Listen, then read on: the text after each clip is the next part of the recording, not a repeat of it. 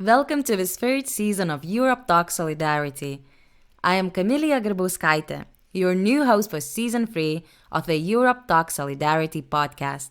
In this season, we will focus on solidarity related to democracy and active citizenship, as well as connecting it with the 2024 European Parliament elections.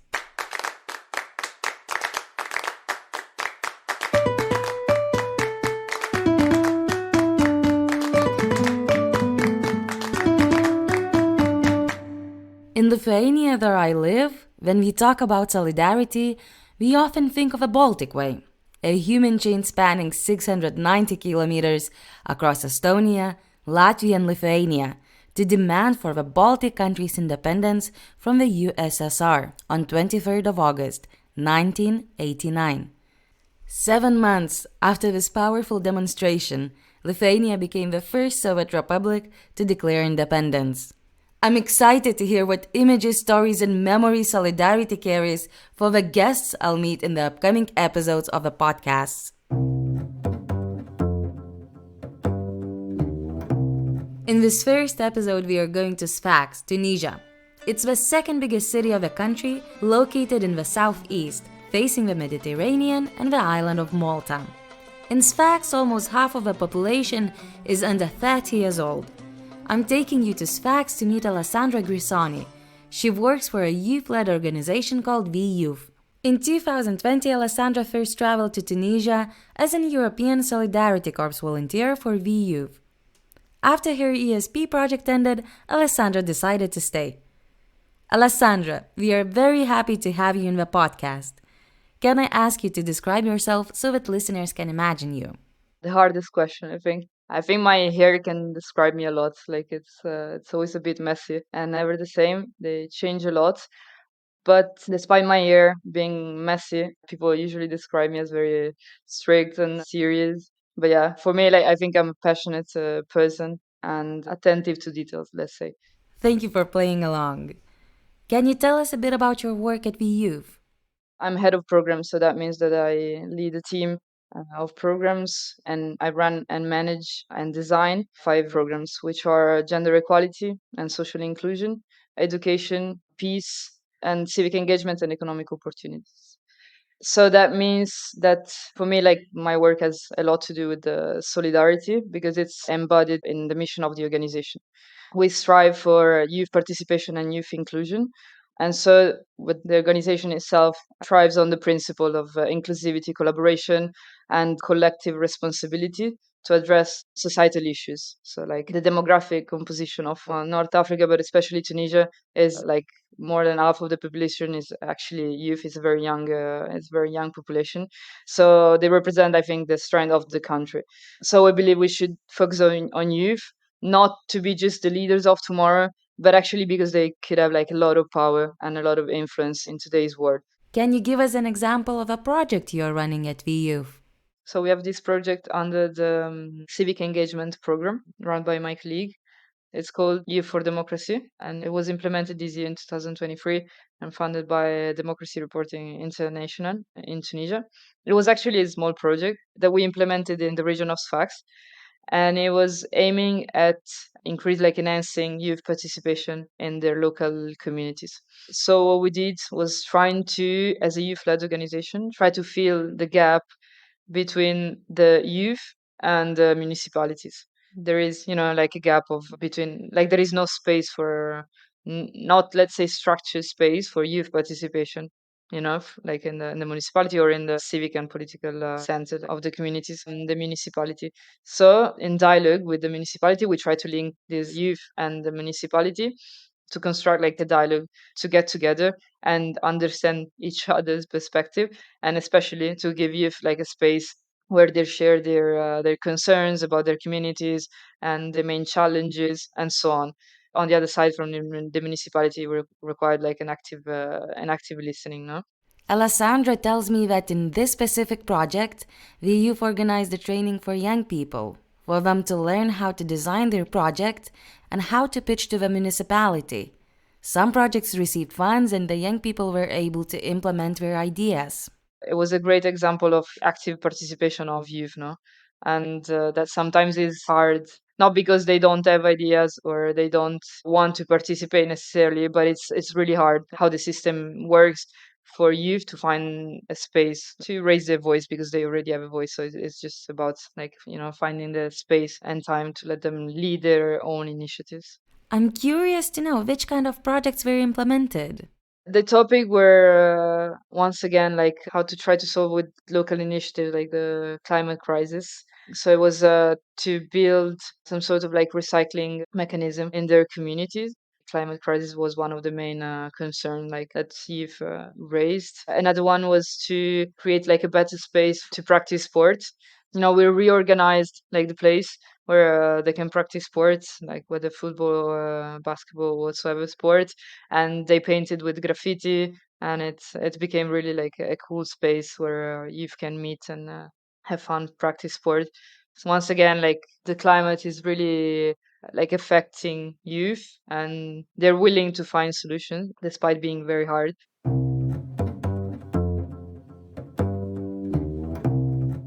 In her article for a Moving Forward in Solidarity series to be published in 2024, Alessandra connects volunteering and the climate crisis happening globally but experienced very differently according to local realities. Sfax, Tunisia, 7 a.m. I switch off the air conditioner to change the bottle that collects the filtered water. I store it away. It will be needed later for a shower or to do the dishes that night when the tap water won't be available anymore. Just over a year ago, I visited farmers in the province of Beja in the north of the country. During our conversation, they were telling me and my colleagues that during the previous summer, the temperature of the soil was very high, burning it and the plants. As we have heard, the article relies on real life experiences to elaborate on how solidarity and volunteering work could be shaped differently.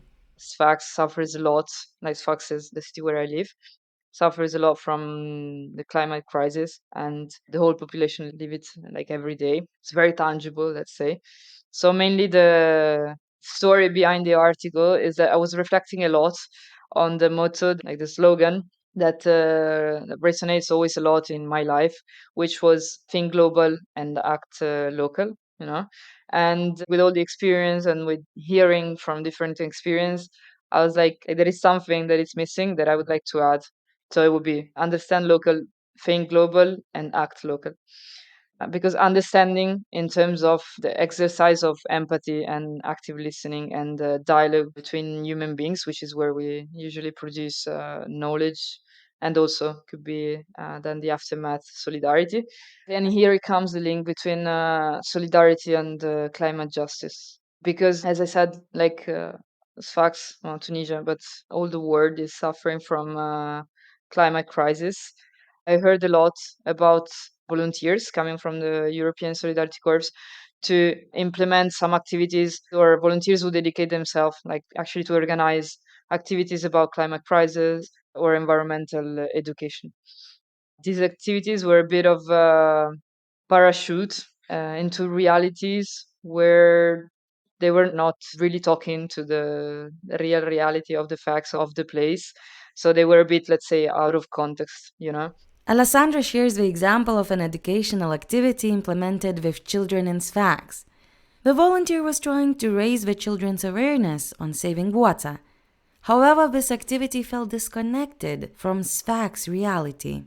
Because in the city, tap water is regularly cut 12 hours in the day by the government.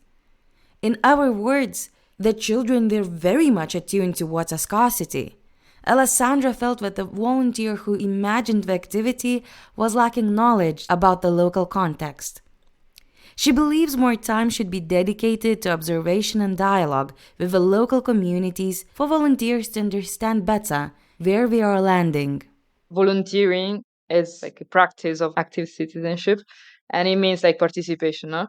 But it depends how you do it. So if it's done in a certain way, you could definitely support like solidarity.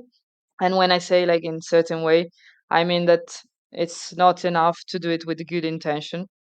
It needs also like to be well thought and to not reproduce once again the white saviorism as we call it, and also it should not help to produce again over and over this us and them narrative, no? So that you are volunteer, you are helping people. We should try to get away from this, deconstruct this, and also like to invest a lot in terms of from the organization, sending and receiving whatever in the world, always in the framework of European Solidarity Corps, no? But it applies also to any other volunteer experience. But in the framework of the European Solidarity Corps, we should invest a lot more in the organization sending on and hosting, in fostering this dialogue, this understanding, and not the idea that you came here to help. If you are interested to hear more about this notion of white saviorism, we talked about it both in season 1 and 2 from different perspectives. Give it a listen. Alessandra, I'm curious to know, what is the perception of volunteer work in Tunisia? I think it's interesting because it's a matter of the use of language. It's not framed as volunteering, like I was used to frame it. It's more framed as members. It's not perceived as something like, I dedicate few hours of my life in doing some activities out of my studies, out of my work and other commitments. But it's mostly seen as I belong to this association. I really I stand for the cause, and therefore I'm like almost 24/7 implicated, no? So I really like this idea. And let's say the ecosystem of the civil society here in Tunisia is full of web-led organization, and the work they do is it's really impressive. Interesting. That means solidarity work must be perceived as an essential. I was really impressed when I came to Tunis and I started working and I joined this youth-led organization. I had the chance to see how youth are really engaged in their societies through associations, through university clubs, through organizations, through different initiatives.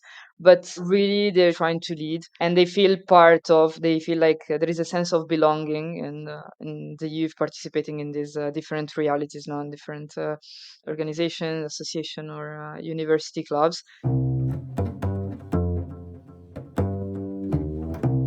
What is your personal definition of solidarity? I would define solidarity as the understanding that we can stop demanding for our rights, for human rights, until everyone on the earth gets their rights. So, in other words, I think solidarity resonates with social justice for me. But solidarity doesn't come for granted, let's say. So it involves, for me, also active listening to diverse perspective, to each member of the communities, and to really understand struggles and fights of different parts of our societies. So a deeper understanding of this could lead us to work together towards solution or to demanding rights. So I think solidarity as a collective act and also a shared responsibility.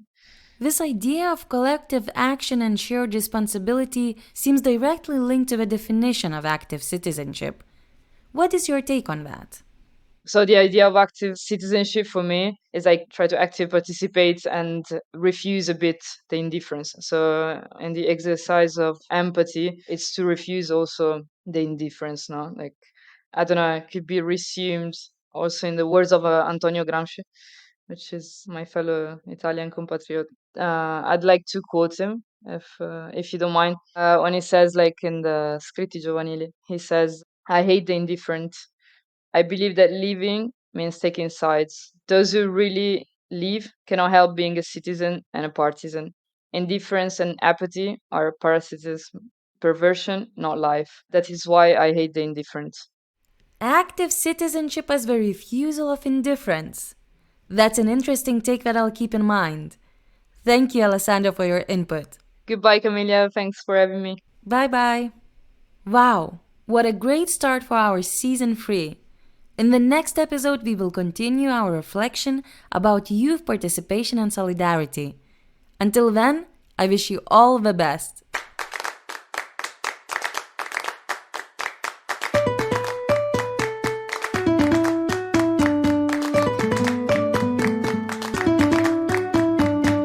This is a podcast of SALTO European Solidarity Course Resource Center, produced by Instituto NOW.